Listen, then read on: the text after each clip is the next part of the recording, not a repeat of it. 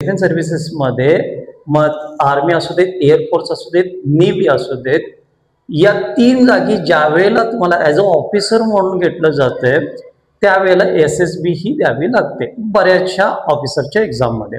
SSB service selection board जसं मी तुम्हाला सांगितलं, याच्यामध्ये जी टेस्ट होते SSB is a test of your personality.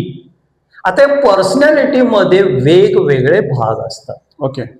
आता सगळ्यात महत्वाचं कसं आहे की ज्या वेळेला आता तुम्ही किती छान आहात सर, तुमचा ड्रेसअप किती छान आहे, तुम्ही टॉप टू बॉटम मध्ये किती छान ड्रेसिंग केलेलं आहे, किती चेहऱ्यावरती स्माइल छान आहे, तुमच्या पोस्चर आणि गेस्चर किती छान आहे, या गोष्टी इम्पॅक्ट करतात SSB मध्ये. म्हणजे मी असं म्हणू शकतोय की युअर प्रेझेंटेशन हा एक पहिल्यांदा भाग आहे.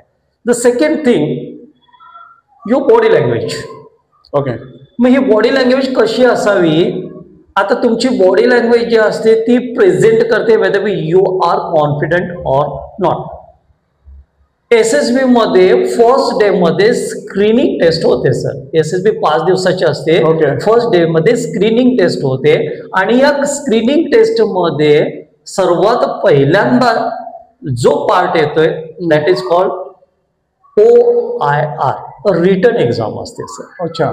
आणि त्याच्यामध्ये there is no specific 30 question मिळतील, 40 मिळतील, 45 मिळतील, पण ते आपण असं म्हणू शकतो की OIR व्हर्बल नॉन व्हर्बल या दोन याच्यामध्ये येते. म्हणजे साधारणपणे आपण बुद्धिमत्ता चाचणी म्हणू शकतो मराठीमध्ये. Okay okay. आणि ते तुम्हाला ते SSB is a war against your time.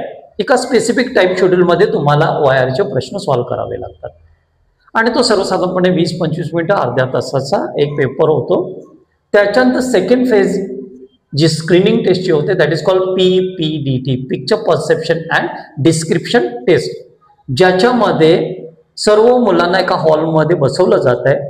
त्याच्यानंतर एका बोर्डवरती एक हेजी पिक्चर म्हणजे अस्पष्ट दिसणारं एक पिक्चर फ्लॅश केलं जातं, दाखवलं जातंय. ब्लॅक अँड व्हाईट मध्ये असतं पिक्चर आणि त्याच्यावरती तुम्हाला जो दिलेला पेपर असतोय त्या पेपरवरती तुम्हाला एक स्टोरी लिहायची असते.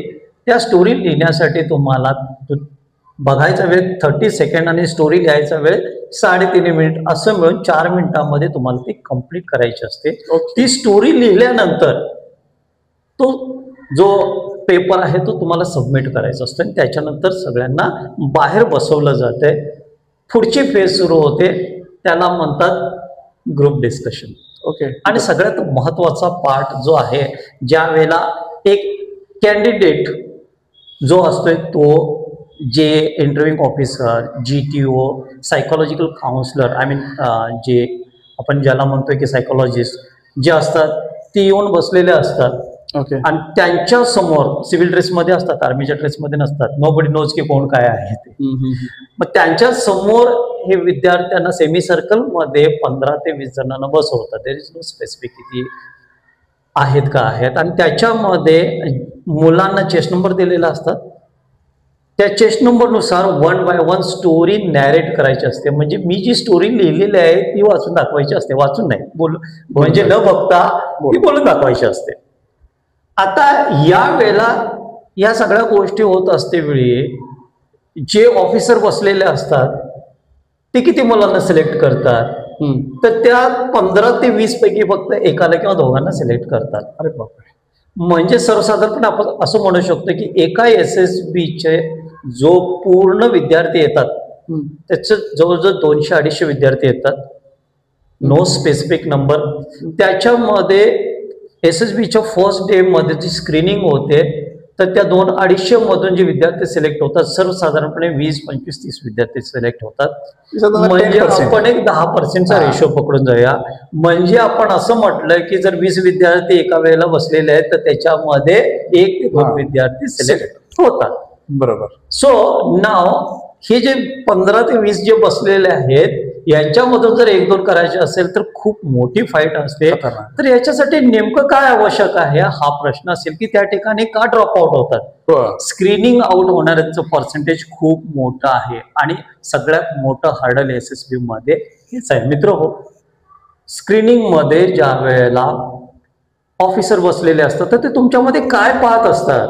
तर सगळ्यात पहिली जी गोष्ट आहे सर मी जसं सांगितलं, तुमचं top to bottom, okay your appearance, okay तुमच्या केसाची हेअरस्टाईल असू देत किंवा तुमचे शूज असू देत, सगळ्यात पहिल्यांदा हेच पाहिलं जातं. दुसऱ्यांदा पाहिलं